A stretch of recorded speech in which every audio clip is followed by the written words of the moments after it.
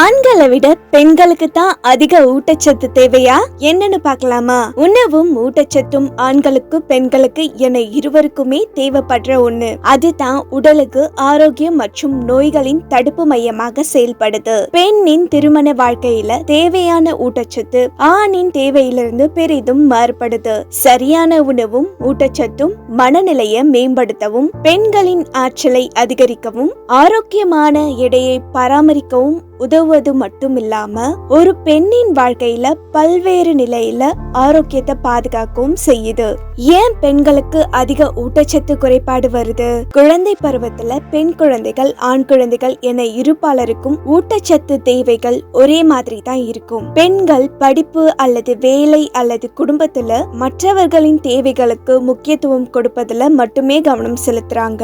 பல காரணங்களால உணவுல ஊட்டச்சத்துக்கள் படிப்படியா குறைஞ்சு பெண்களுக்கு ஆரோக்கியமான உணவு கேள்விக்குறியா மாறிடுது.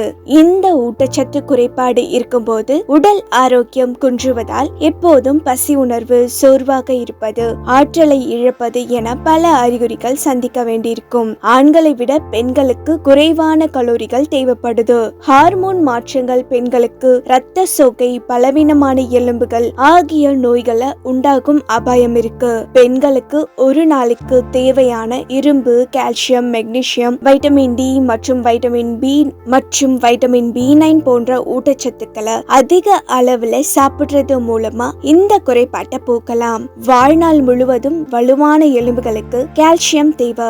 ஆரோக்கியமான எலும்புகள் மற்றும் பற்களை உருவாக்கவும், வயதாகும் போது அவற்றை வலுவாக வைத்திருக்கவும், நரம்பு மண்டலம் சரியாக செயல்படுவதை உறுதிப்படுத்தவும் கால்சியம் தேவை. இரத்த சோகை மற்றும் உடலுக்கு தேவையான சத்துக்களை அதிகரிக்க ஃபைண்டல் சேனல்ல உள்ள வீடியோவை பாருங்க. இந்த வீடியோ பயனுள்ளதா இருந்தா ஒரு லைக் பண்ணுங்க. நம்பர் 1 ஹெல்த் டிப்ஸ்க்கு ஃபைண்டல் சேனலை சப்ஸ்கிரைப் பண்ணுங்க.